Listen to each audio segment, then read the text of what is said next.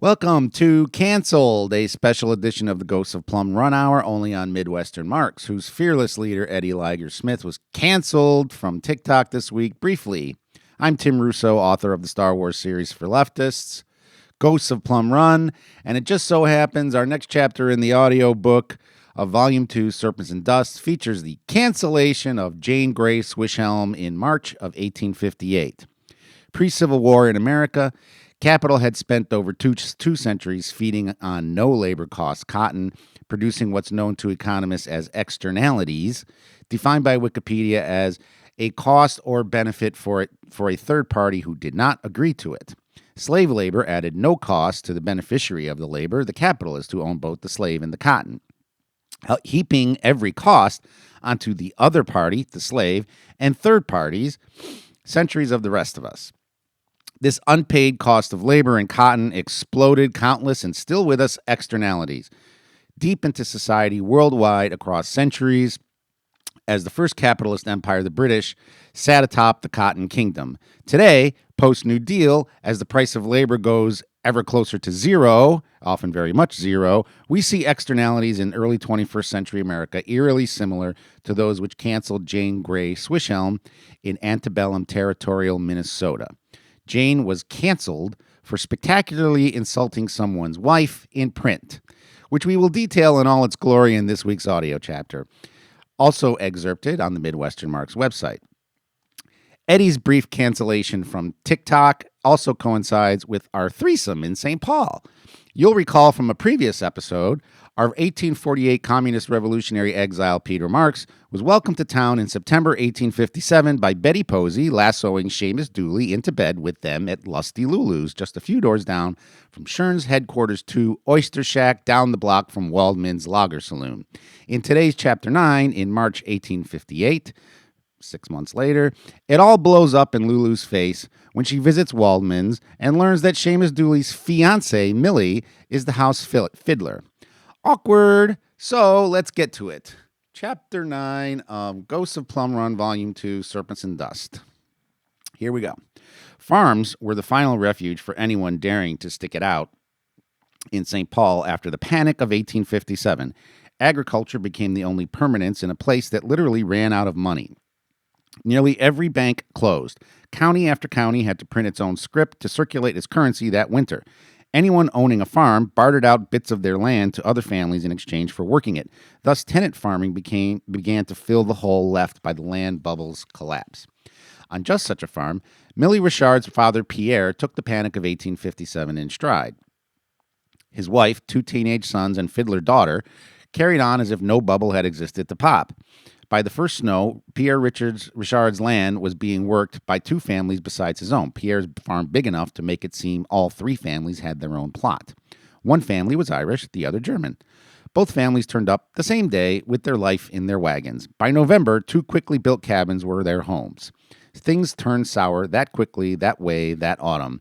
The Richard family constantly reminded themselves how lucky they were to have been working this land for so long, ignoring the speculation and schemes, keeping to it, surviving so safely others needed their help, which they would give, Millie's mother kept saying, every day. Checking our tech here. Let's carry on. Mina Waldman taught Millie a lot about St. Paul's post-panic world for her first few months as the house violinist at Mina's husband's Anton's new saloon in Uppertown. Both Bavarian Germans, Anton and Mina Waldman, met and married in America, ending up in St. Paul, selling fuel wood for steamboats at the Upper Landing. Luck seemed to always be on Anton's side. 2 record years of steamboat landings so fully blessed Mina and Anton, they could afford to look ahead. There, in the future, tea leaves of railroads appearing on the horizon convinced Anton to call it a day in the steamboat traffic business. So in 1857, Anton hired German stonemasons to build him a saloon, which opened as the panic hit. Never one to keep her opinions to herself, Mina let Anton know daily what she thought of all this. Hurry in, Anton would say, opening the door, as Millie arrived every Saturday that winter. Shut that door, Mina would always shout, icy air blasting in. Sit down and eat before it gets cold. Forever in the kitchen that winter of 1857, 1858, Mina Waldman was Millie's second mother, Waldman's her second home. A hearty German meal always awaited for Millie after her weekly ride into town from the farm. Bundled up atop her horse, fiddle case strapped to her back, Millie made an adventure of never letting winter cancel her performances. Every Saturday, Millie would peel off the layers in the saloon's front parlor, set her fiddle near the wood stove to warm the strings, and let herself be mothered. "What happened to that boy?" Mina asked Millie for a month or so, the three of them tucking into sausages, kraut, and potatoes, Anton examining the saloon's books. "No news, Mrs. Waldman," Millie would answer, for a while. After the autumn of waiting, Mina stopped asking, and Millie stopped wondering why Seamus didn't take a plot on her father's farm. Why he'd just vanished. She knew. Mina knew. Pride seemed the worst weakness of all humanity that autumn in St. Paul. Many women's men disappeared, not just Millie Seamus. Quickly, too, because the thought of trying to survive a St. Paul winter penniless and humiliated hastened many to light out as fast as their feet would take them. Where did we go? Well, yeah, we are. Nearly half of St. Paul's population of 10,000 was gone down the river before it froze, or rode out onto the prairie before snow covered it. Women left behind by their men didn't wait long before they left, too. Families split into pieces, children going one way, parents going two others sometimes. Anyone daring to hold out that winter was either very lucky or very determined. Millie, at age 17, was both. By February 1858, the subject no longer so freshly sore, Mina stopped wondering and started complaining about that boy, Seamus. In every conversation about the crisis engulfing St. Paul, Mina held up Seamus as a cautionary tale to her husband and anyone who'd listen on the charlatans and thieves of the speculative craze. "Look what they did to that fine boy working for you at the landing, Anton," Mina said that February while setting the table. "What did who do?" Anton asked as Millie warmed by the stove. "You know what I mean," and off they went to argue in German, Millie able to pick out a word here and there. "Millie, please help me bring dinner to the table." A knock at the door surprised everyone as Millie and Mina disappeared to the kitchen. "Lulu, my dear," Anton said, ushering in his new neighbor for her first visit to the saloon. The previous boomtown summer, Lusty Lulu's final days in the business, coincided with the laying of the first stones of Waldman's saloon. Waldman knew Lulu because everyone did, certainly in Uppertown. He'd been waiting for her visit all winter. Come in, Mina. Set another plate," he called to the kitchen. "I know I should have visited long ago, Anton," Lulu said, unbundling herself, "but this winter has kept me inside. I've got a boarder now, who you shall soon meet." "Always waiting for an occasion, aren't you?" Anton said, tossing another log onto the stove. "He's a German boy, quite handsome," Lulu said, sitting down. "New in town. Kept to himself all winter, but I think he finally misses home enough for me to bring him here." She paused, seeing Millie bring a place setting from the kitchen. "Oh, dear," Lulu whispered to herself. "Lulu, this is Millie, our house violinist," Anton said. "Millie was introduced to us by that boy who used to work at my woodshed. You remember Seamus, don't you?" Anton said. Just where Lulu's mind instantly raced was only visible because all of a sudden she became quite fussy. "Oh, yes, young lady. Yeah, how do you do?" Lulu said, sitting down very slowly. "Pleased to meet you, ma'am," Millie said, putting a place setting in front of Lulu. "Oh, honey, it's Lulu, dear," Lulu insisted, just desperate to change the subject. "Mina," she called to the kitchen, "how have you been?" "My husband's keeping me busy," Mina said, carrying a plate of sausages to the table. Anton, oblivious to Lulu's discomfort, carried on. "Quite a story how Seamus introduced us to Millie," Anton said. "A story, yes, Lulu nodded. "Quite. You knew Seamus, didn't you?" Anton asked again, struggling with images and sounds in her memory of the night Seamus spent in her upstairs room last September with Betty Posey and her boarder, Peter Marks. Lulu reminded herself that discretion had always been the better part of her former profession. "Oh, Anton, so many boys came and went at that woodshed of yours." Lulu snuck a quick glance at Millie, who long since had stopped paying attention to any talk of Seamus, to Lulu's enormous relief. "I'm sure half of those boys have left town." The door opened, letting winter in again. "Beer delivery," Christoph Stallman announced, bounding in the front door from the cold. "Well, if it isn't Lulu, how are you, madam?" "Close that door," Mina shouted, dragging Millie back to the kitchen. "Stallman, you remember that boy Seamus from the woodshed at the landing?" Anton asked as he walked Stallman to the back delivery door. Lulu pretended not to hear. "Seamus Dooley? Oh, yeah, he's one of my draymen now," Stallman said. "Must be going," Lulu announced, bouncing out of her chair at the table. "Nonsense," Mina shouted, rushing from the kitchen. "Do stay for dinner, Lulu. You just arrived. Millie, another plate for Mr. Stallman." Mina sat Lulu back down. Lulu wondered how she would survive all of this. "Seamus does the St. Cloud route," Stallman said, directing the beer barrel delivery from the back door. He actually lives there now. Stallman's Cave Beer was fast becoming the most popular Bavarian lager in Minnesota. Lager still wasn't considered alcoholic by any law in the territory, so saloons selling only lager fell under no licensing requirement, increasing demand both for lager saloons and cave beer, despite the panic. Stallman was moving hundreds of barrels a month across the state and down the river. Soon, Wellman would even invest in Stallman's brewery, his saloon the perfect place to enjoy cave beer. Christoph, close that door and sit down, Mina insisted. All finally seated, Mina and Millie brought the food to the table. Lulu was used to awkward situations, but not like this. St. Cloud, you say? Mina said. That town run by that slave owner, isn't it? Lowry, Stallman said after a bite into a sausage. You've probably heard him called General Lowry. Mina looked over at Millie, who pretended not to care about this news of Seamus, just eating her meal quietly. I suppose it suits that boy to live in a town run by a slave owner, Mina said. Oh, Mina, Anton said. He's a fine boy. Lulu ate very quickly. He fell for all those schemes, Mina began. Land fever bit that boy, and that had everything to do with those slave owners. Anton rolled his eyes, settling in for a speech he'd heard many times before. Soon as that Dred Scott ruling came down, they all thought Minnesota would be slave country, so they pumped up the land prices with the money their fathers stole from slaves. Land prices were going up long before that ruling, Mina, Stallman offered. Anton caught Stallman's eyes across the table and shook his head to tell him to keep his mouth shut just now. That's right. They've been bringing their slaves here on holidays for many years, Mina shot back. Buying land. They've had their eye on this territory a long time, driving that speculation, sucking that boy in. What was that place called? Nininger, Millie said meekly, wishing to had never heard of the place. That's right. Half that Nininger scheme was slaveholder money. How could a boy like Seamus know any of that? It led this place to disaster, Anton. You know that. They are a curse on this land. They will never stay in the South. Never. We will enter the Union as a free state, Mina, Anton answered, sucked in again.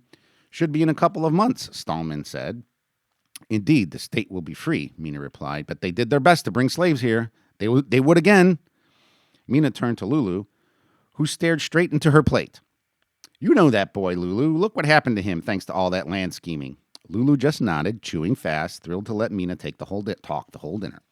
They ruined him. That sort of boy is a sitting duck for all those schemes.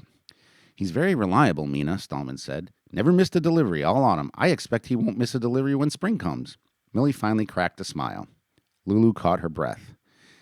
That Lowry will suck him in again someday, Mina said. Easy money is very tempting, as we all have learned the hard way. Lulu nearly choked on some kraut. Anton tried switching subjects. New German in town, Stallman. Lulu's bringing him to visit, Anton said. Lulu nervously sipped her tea. You say he's rather handsome, Lulu? Mina said, winking at Millie. Oh, Mrs. Waldman, Millie said, then got up from the table and took her fiddle case to the kitchen to tune the strings. She'd finally had enough of listening to people talk about, then around, Seamus, their lives, and all that might have been. Lulu, do bring him on a Saturday to hear Millie play, Mina said, getting up to follow Millie, which finally sent Lulu into a gagging fit at the table. Anton got up to pat Lulu on the back like a baby needing to burp. Mina rushed to the kitchen for water. Everyone stared. Lulu had never been more embarrassed in her life as she coughed and hacked, fanning herself with a handkerchief, but was quite certain this display was better than the alternative, at least to change the subject. Just down the wrong pipe, Anton said, patting Lulu, who nodded, carefully trying to drag herself out of the attention of the entire house. I'm fine, just fine, Lulu scratched out of her throat. Please, some water, thank you. In the kitchen, Mina found Millie tuning the fiddle, focused as ever on her instrument. Her fiddle was her escape, always. She needed escape that moment. I'm sorry, Millie, Mina said. Then Millie cracked. She put the fiddle down, took a deep breath, and began to sob.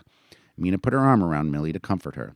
I still miss him, Millie cried. I worry about him. He's so easily hurt. No one knows him like I do. What must have happened to him? I don't even want to think about it. She caught herself, collected her emotions, and went back to tuning the fiddle after wiping her tears. Mina hugged her close. We know he's doing well, working for Mr. Stallman, Mina said. Millie nodded, not wanting to hear another word. Come, finish dinner. We shall speak of it no more. Millie and Mina spent a moment's embrace in the kitchen while at dinner. Anton shook his finger at Stallman across the table. Eat more. It will keep your mouth shut, Anton said. She's not wrong, Anton, Stallman said. My business is selling lager before it was selling wood. Land is not my business, never was, Anton said. Lulu recovered from the situation enough to pipe in. Your wife is very astute, Anton, Lulu said. Her usual confidence returned. Only reason those land prices went so high was easy money pouring in here thinking there'd be slaves on this land. That's why General Lowry runs half this territory. No other reason for him to be here. With slaves? You think your southern fellow likes this weather? Oh, Lulu, please don't encourage her, Anton said. You are very lucky to have such a wife, Lulu declared. Soon as that Negro fellow, Dred Scott, lost that ruling, they pumped it up one more time that whole summer, just to sucker a bunch more of them in, like that delivery driver of yours, Mr. Stallman. Then it all went belly up. She nodded her head with certainty. Yes, it did. Sometimes I think you men just won't admit what's right in front of you, like that boy. As a pause hovered, Mina and Millie returned arm in arm to finish dinner. Millie took her seat, returning to Lulu. I shall play some Schubert for your boarder when he visits with you, Lulu, Millie announced. By now, Lulu was satisfied she can make it through. Oh, that would be delightful, Lulu said, as the dinner carried on by the warmth of the stove. The Deutschstum her boarder Peter Marks spoke of enveloped Lulu, even without the lager. She began to understand. Leaving before the saloon opened at sundown, Stallman escorted Lulu out the front door into the cold, and after waving goodbye, Lulu leaned into Stallman, pulling her scarf down from her face, her breath visible in the winter air. You keep an eye on that boy, Seamus, Stallman, Lulu warned. Mina's right. He's easy pickings for a man like Lowry. And so he was. So we're going to quickly break here and discuss how a historical fiction for a leftist needs to weave a lot of these things in. This cancel culture episode in St. Cloud with Jane Grey Swisham and General Lowry is fact.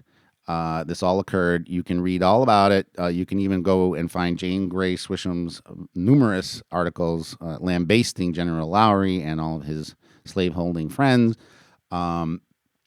And the most interesting thing about this episode with Jane Grey Swisham is that she turns out to not be such an awesome person after she takes care of General Lowry, which we will learn, proving yet again that comrades in revolution are not perfect and are often only useful to the point of their direct application against capital. And in many ways, like all of us humans, are deeply flawed, and Jane Grey Swisham was very deeply flawed, as we will see, which might be one of the reasons why she is not so well remembered to this day, despite this incredible episode in St. Cloud, Minnesota. And you can read the all of this that's coming up here, except for the Seamus part, which I took out.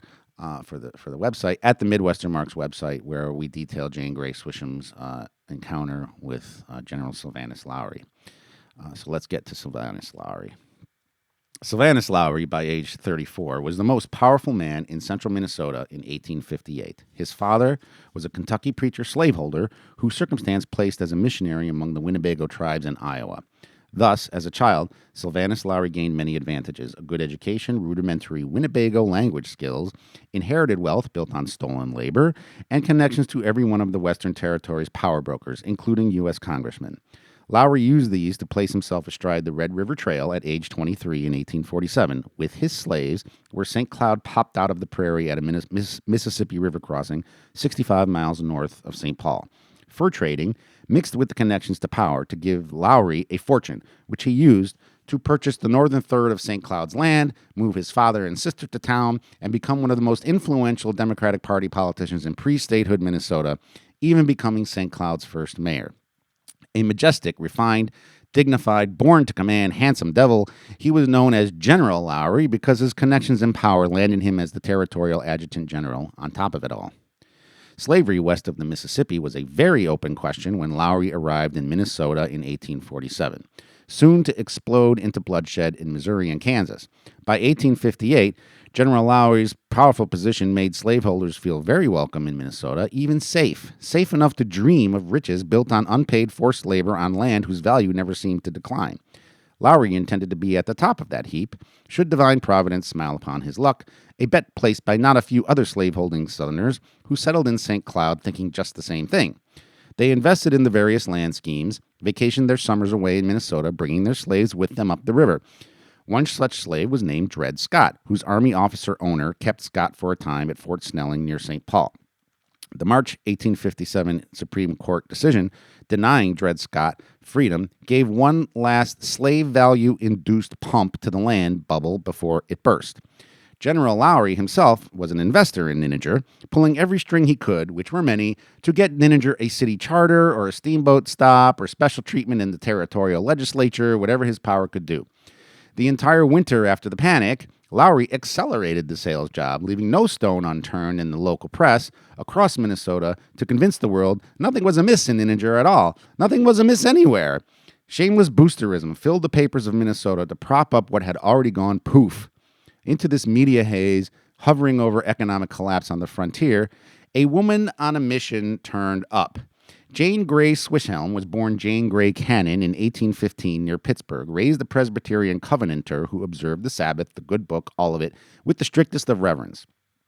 She was reading the New Testament by age 3.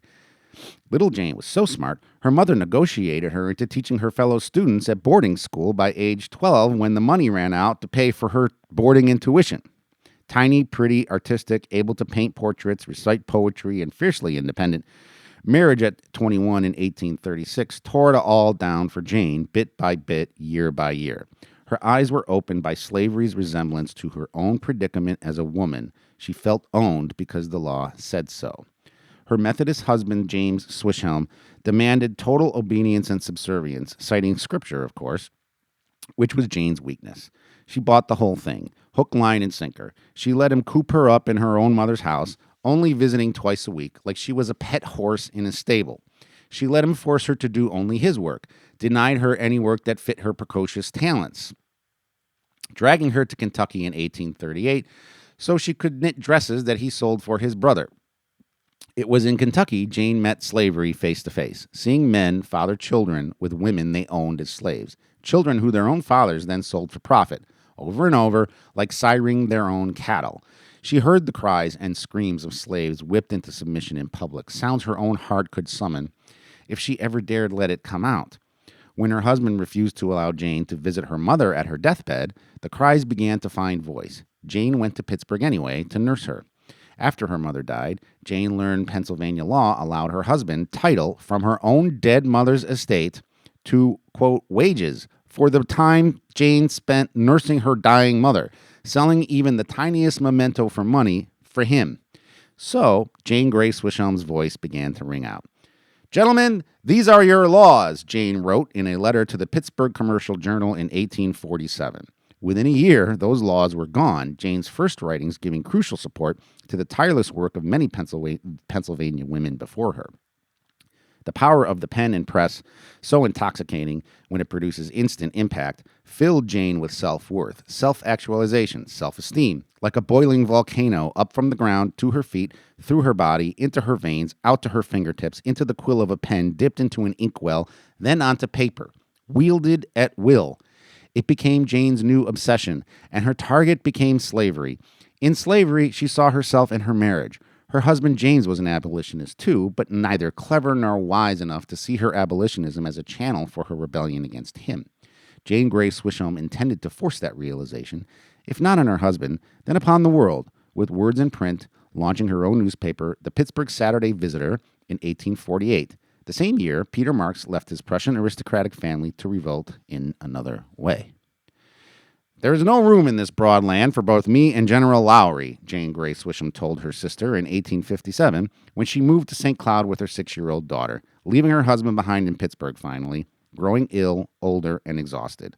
Filled with self-confidence, publicly seen victory in ink gave her, Jane's intent was to live the quiet life of a pioneer woman with her little girl, her sister, and brother-in-law on 40 acres near a lake. But by now, Jane was so well known for her abolitionist writings that a group of backers approached her on the last leg of her journey west, the 65 miles between St. Paul and St. Cloud, to brief her on General Lowry. They knew full well that once Jane learned a slaveholder lorded over the land she intended to retire upon, the fire would be lit. And what a fire. The weekly St. Cloud Visitor was born nearly as soon as Jane set foot in St. Cloud.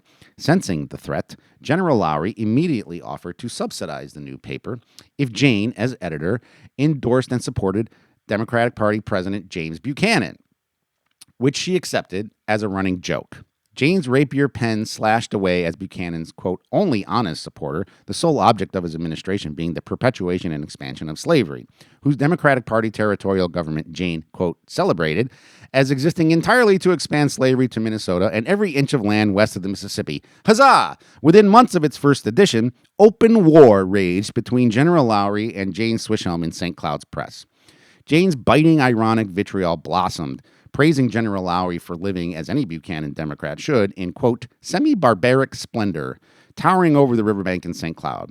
Jane was such an instant sensation in central Minnesota, Lowry even launched his own newspaper, The Union, to punch back at the meddlesome woman who knew not her place. It all came to a head in March of 1858.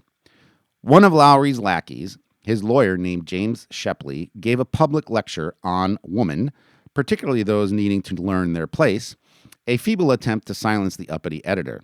Jane responded in The Visitor by reminding Mr. Shepley he'd forgotten in his lecture a certain sort of woman needing to learn her place, a gambling woman, and all understood Jane described Shepley's own wife. In print, Mrs. Shepley was apparently, quote, a large, thick-skinned, coarse, sensual-featured, loud-mouthed, double-fisted dame who talks with an energy which makes the saliva fly like showers of melted pearls, whose triumphs consist in card-table successes, displays of cheap finery, and in catching marriageable husbands for herself and her poor relations. This, of course, was the last straw, which Seamus duly learned the night after the St. Cloud Visitor's Mrs. Shepley edition hit the streets. Seamus spent that winter in St. Cloud, cowering from himself and his predicament. Too ashamed to live in St. Paul, Seamus arranged to stable Stallman's horse and wagon in St. Cloud after his first barrel delivery, living above the stable that winter. Deliveries of cave beer stopped once the snow began. So there was plenty of time on his hands for Seamus to brood in saloons. In a St. Cloud Irish saloon, Seamus met James Shepley, groggily plotting his revenge over cheap whiskey. The paper ripping his wife to pieces, sitting on the bar.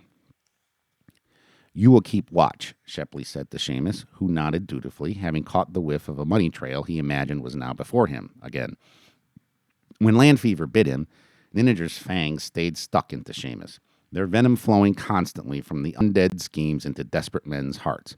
The local press in St. Cloud never stopped singing the gold-plated glories of Nininger, protecting General Lowry's investment, convincing the likes of Seamus that their dream yet had legs to run on, filling every broadsheet with booster talk.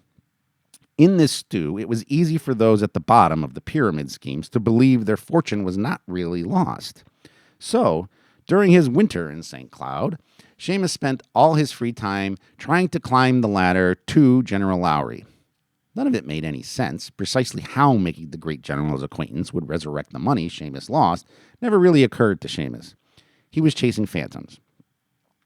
But I can help, Seamus insisted to Shepley, excited by the caper afoot.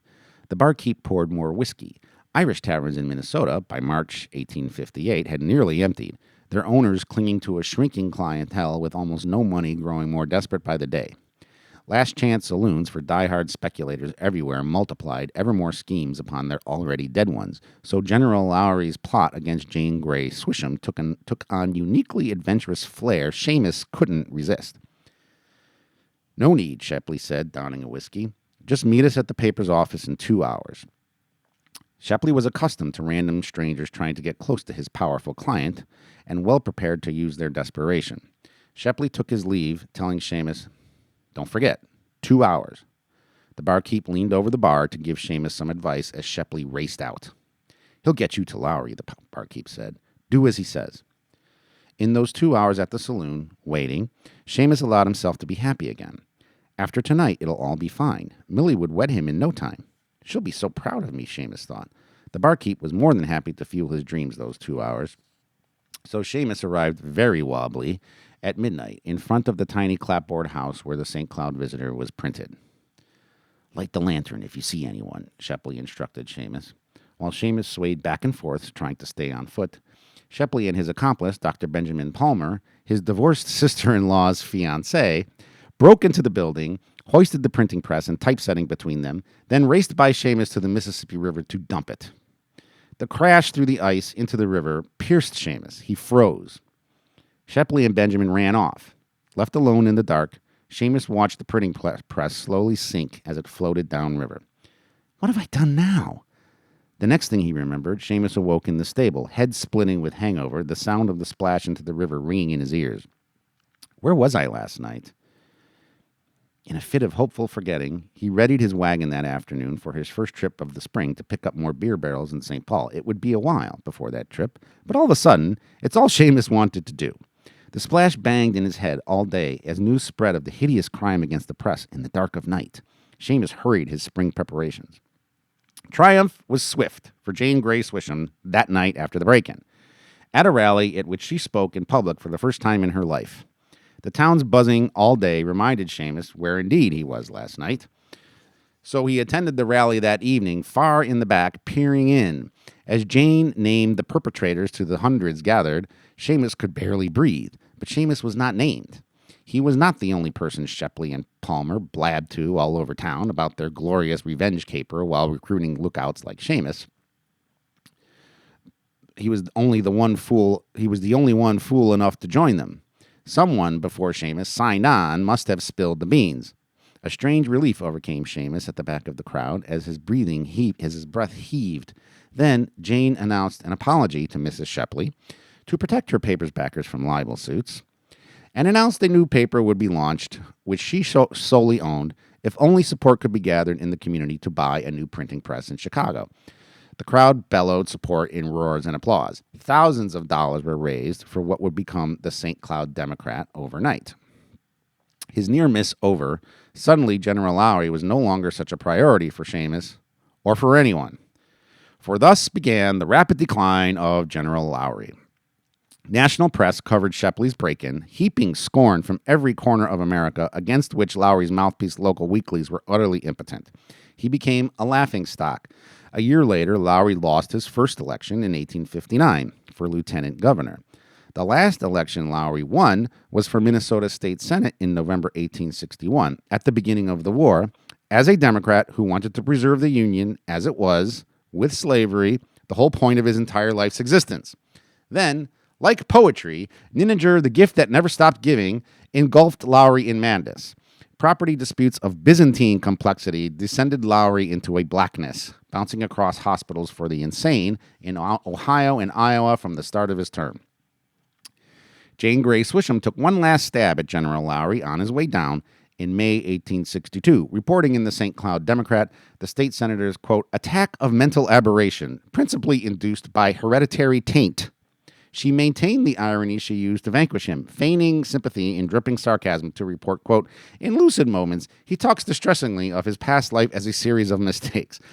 By September 1862, Minnesota Democrats decided Lowry had gone quite round the bend, well past his usefulness, so replaced Lowry in the state Senate only 9 months into the term. Cast adrift, gone mad, Lowry lived only 3 years more, lost in his own mind, whatever was left of it, arrested in 1864 for threatening his own sister with a pistol. On December 21st, 1865, at the age of 42, General Lowry died. No one knew how. Rumors briefly held that abolition achieved after the Civil War. Lowry's fevered mind decided it might as well be over his dead body, so he blew his own head off with a shotgun. Rumors. Mostly, he just faded away. Ever on the hunt for more crusades, Jane Grey Swisham next aimed her fire at the Dakotas, in response to their 1862 revolt in Minnesota, which had to be put down with troops sent home from fighting the Confederacy. Her understanding of profit, motivating oppression, even her own, did not extend to the tribes still living on land stolen from them and wanting to keep it. Swisham's hatred toward native tribes after the Dakota War ran so hot, she took to the lecture circuit to advocate reprisals more vicious than she had ever hoped to descend upon General Lowry. The Dakota War ended with the largest mass execution in U.S. history, 38 Dakotas hanged in Mankato on the day after Christmas, 1862. Swisham's lecture tour took her to Washington, D.C., where she worked as a nurse to wounded troops in Union hospitals. She landed a federal job in the Lincoln administration, selling her newspaper in Minnesota, starting a new paper to attack the Johnson administration over Reconstruction, which lost her the federal job and the paper. Her last activism was to attend as a delegate the 1872 Prohibition Party convention trying to ban the sale and consumption of alcohol. She finally returned to Pittsburgh, where she died in 1884 at 69 years old. In St. Paul, news of a printing press tossed into the river confirmed every one of Mina Waldman's suspicions about General Lowry and how slavery's tentacles remained gripped onto the throat of Minnesota and America at every single level, from land bubbles to printing presses at the bottom of the Mississippi to the soul of that silly boy Seamus. Lulu, of course, immediately assumed Seamus must have had something to do with it. Millie ignored it all, working on the family farm 6 days a week, practicing each night for her performances at Waldman's on Saturdays. The night of the rally in St. Cloud to support Jane Grey Swisham, the splash of the printing press into the river kept ringing into Seamus's head on his pillow above the stable. Tossing and turning, all he thought of was Millie. He decided that night, between a toss and a turn, that it was time to go back to St. Paul. Enough was enough of these dreams. Seamus finally fell asleep to the hiss of one long splash into the river, whispering him away, as venom from the fangs of Nininger relented for a time. There we have our cancel culture story from antebellum territorial Minnesota of Jane Grey Swisham. As you can see, Jane was not all that. She harbored quite a deep hatred in her heart for the indigenous tribes of Minnesota. And she hated the demon drink. And she was one of the many at the time prohibitionist teetotalers who was trying to keep everybody from getting drunk, which is a funny thing to be in Minnesota at the time because the place was filled with saloons, not just these German lager beer saloons, Irish, English, all kinds of whiskey, every type of iniquity flooded St. Paul from its founding. And on that note, Waldman's, the place where all of this stuff goes down, we're gonna return to Waldman's, where the real scene happens at the end of the book. We're heading to chapter 10, where we talk about the ball in Uniontown with the first Minnesota, and then we are going to chapter 10, and then is the ball in Uniontown with the first Minnesota. And then chapter 11 coming up. There's only 2 chapters left after that, 11 and 12. Chapter 11, we go back to Waldman's, where the shit really hits the fan. Chapter 12, we go back to Gettysburg. But to bring up Waldman's again, Waldman's does still exist. As a building, it is the oldest commercial building in St. Paul. In fact, it was built exactly as we describe in the book by Jacob Amos, the German stonecutter. Waldman opened it in the fall of 1857 in the midst of the panic of 1857. Over the last 156 or 7 years, it has 100 more than that. It went from derelict rental housing to owner-occupied to empty to being bought in about 2008, 2010 by a fellow named Tom Schroeder, who now owns Waldman's. He got into the building, started digging around, found out it was a lager saloon, and found all about Waldman and all this information about Anton Waldman, Mina Waldman, the building itself, the lager beer, the licensing issues, the beer economy, German immigrant lager stories, all from Tom Schroeder, at the owner of Waldman's, which is today a microbrewery, gastropub, completely restored, one of the most beautiful restorations of a historic building I've ever seen. I have not been to Waldman's yet, planning on it. But Tom Schroeder, we will again say, I've been pimping this for a while. Tom Schroeder has agreed to be a guest on the program once we get through chapter 11 there with the real excitement, the big throwdown at Waldman's that spring. And looking very much forward to talking to Tom and bringing you stories of Waldman's Lager Saloon in St. Paul, Minnesota. That's coming up in a few weeks. In the meantime, the news on Eddie's cancellation from TikTok is that it was short. It was supposed to be 7 days, but all of a sudden he's back. So congratulations, Eddie. You survived a cancel episode, just like Jane Grey Swisham did, putting you in the mantle of American revolutionaries throughout our history. Thank you for listening to the Ghosts of Plum Run Hour. I'm only on Midwestern Marks. I'm Tim Russo, author of the Star Wars series for leftists, Ghosts of Plum Run, and we will see you next time.